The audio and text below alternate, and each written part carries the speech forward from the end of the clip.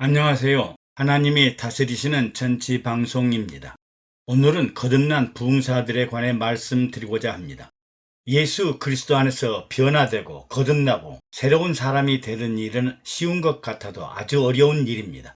외모로 가운을 입거나 평신도에서 목사로 신분이 변화되는 것이 아니라 마음과 생각과 뜻과 행실이 함께 변화되는 내재적인 그리스도의 심성과 인격이 함께 변화되어야 하기 때문입니다. 사람들은 외모나 형상을 보지만 하나님은 마음의 중심을 감찰하시기 때문입니다. 설교 왕자 찰스 스펄전은 영국의 침례교 목사로 1천만 명 이상의 육성 설교를 들었다고 합니다. 오늘날 유튜브를 하면 1천만의 조회를 기록한 것입니다. 찰스 스펄전은 초창기에 많은 시리와 좌절을 느꼈습니다.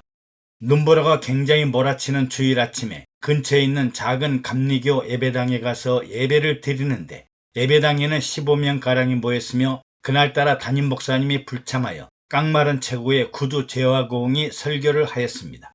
그는 땅끝의 모든 백성아 나를 앙망하라. 그리하면 구원을 얻으리라. 나는 하나님이라. 다른 이가 없음이니라는 이사야서 45장 22절의 본문이었습니다.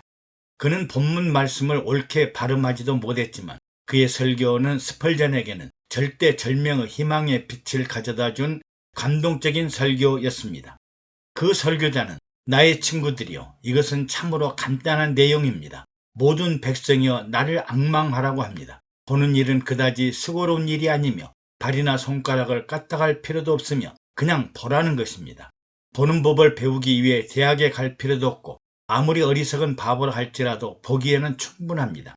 볼 수 있기 위하여 무슨 큰 자격이 요구되는 것도 아닙니다. 누구나 볼 수 있으며 어린아이라도 볼 수 있습니다.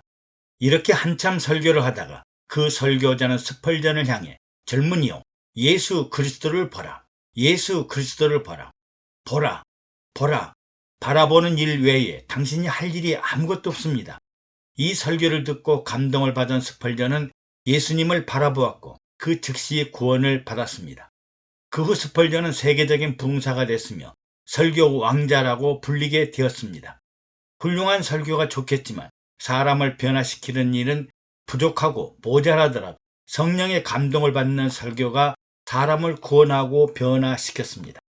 감리교의 창시자인 요한 웨슬리도 젊은 시절에 많은 실패와 좌절과 고난을 당했습니다. 옥스퍼드 대학을 졸업하고 미국 조지아주에 가서 인디언 선교사로 활동하였으나 선교의 열매가 없자 자신의 사역을 실패로 인정하고 영국으로 돌아갔습니다.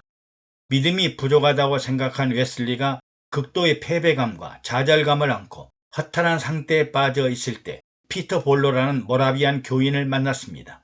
피터 볼로는 웨슬리에게 믿음을 전하시어 믿음을 얻을 때까지 그리고 그 믿음을 얻은 다음에는 그 믿음을 전하시오라고 의미심장한 말에 확신을 얻었습니다. 웨슬리는 여러 교회에서 믿음의 설교를 하였으나 가는 교회마다 설교를 마친 후에는 이 교회에서는 다시는 설교를 하지 마시오라는 질책을 받고 말았습니다. 웨슬리는 또다시 실망하지 않을 수 없었습니다. 그리하여 그는 여러 날 동안 우울해했고 마음이 무거워서 찬양도 기도도 아무것도 할 수 없었습니다. 그러다가 웨슬리는 1738년 런던시 올더스 게이트 어느 조그만 교회의 부흥에 참석해 큰 은혜를 받았습니다. 한 평신도가 루터의 로마서 강해의 서문을 읽어주는데 참 믿음은 구원을 위해 우리의 선행을 의지하는 것이 아니라 오직 그리스도께서 행하신 일들을 믿는 일이 믿음이라고 했습니다. 이 말씀을 듣는 순간 웨슬리의 마음속에 있던 모든 의혹이 사라지고 눈이 확 열리더니 구원의 분명한 확신을 갖게 되었습니다. 당신의 행위는 아무것도 아닙니다. 당신은 구원받을 만한 아무런 자격이 없습니다. 그렇기 때문에 하나님께서 예수 그리스도를 통해 구원을 선물로 주셨습니다.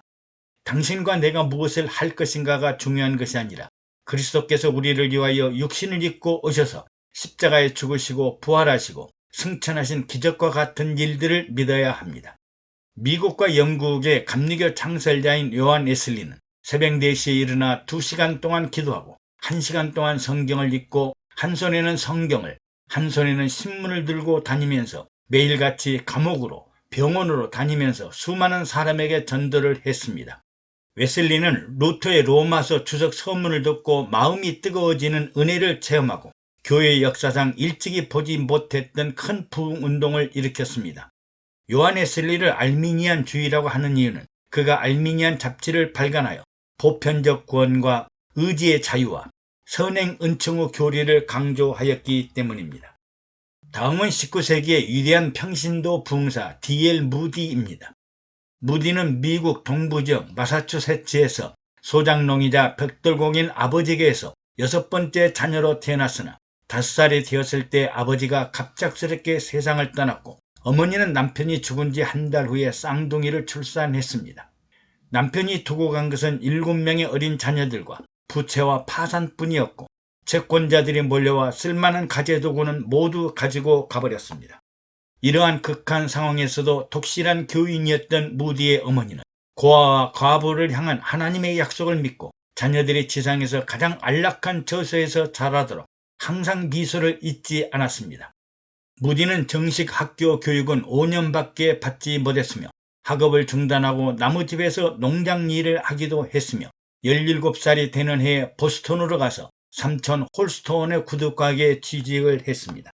구두가게 점원으로 일하던 무디는 18살 때 주일학교 선생님인 에드워드 킴볼의 영향으로 그리스도인으로서의 분명한 회심을 체험하였습니다.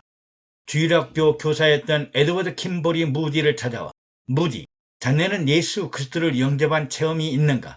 글쎄요, 저는 어머니를 따라 교회에 다녔고 지금도 교회에 다니며 예수님을 믿고 있다고 생각합니다. 그래, 내 말은 자네가 개인적으로 죄사함을 받고 거듭난 적이 있는가 하는 것이네. 나는 자네를 위해 기도를 많이 했네. 오늘 자네를 향한 복음을 받아들이지 않겠는가? 김볼 선생님과의 대화는 형식적인 신앙생활을 하고 있던 무디의 마음을 일깨워 주었습니다. 그날 무디는 죄악된 자신의 모습을 발견하게 되었고 그와 동시에 예수 그리스도를 구세주로 받아들여 자신의 모든 죄를 사함받는 거듭남의 체험을 하게 되었습니다. 후에 김볼 선생은 하나님의 특별한 쓰임을 받는 무디를 생각하며 하나님의 은혜를 이렇게 증거하고 있습니다. 확실히 말할 수 있는 것은 내가 담당하던 주일학교 반에 무디가 들어왔을 때 영적으로 그 심령이 그렇게 어두워 보일 수가 없었습니다. 다시 말해서 복음 진리에 대한 명확하고 단호한 견해를 가진 그리스도인이 될 가능성이 거의 없어 보였고 더욱이 광범위한 영역에서 공적으로 쓰임받는다는 것은 어림도 없는 일처럼 보였습니다. 하지만 하나님께서는 제대로 교육받지 못하고 남이 볼 때도 도저히 가망이 없어 보였던 한 시골 출신 젊은이 D.L. 무디는 훌륭한 주일학교 교사를 만나 기독교 역사상 최고의 전도자로 일어서게 되었습니다. 애청해 주셔서 감사합니다. 여러분의 구독과 좋아요 그리고 댓글은 영상 제작에 많은 격려가 됩니다. 샬롬.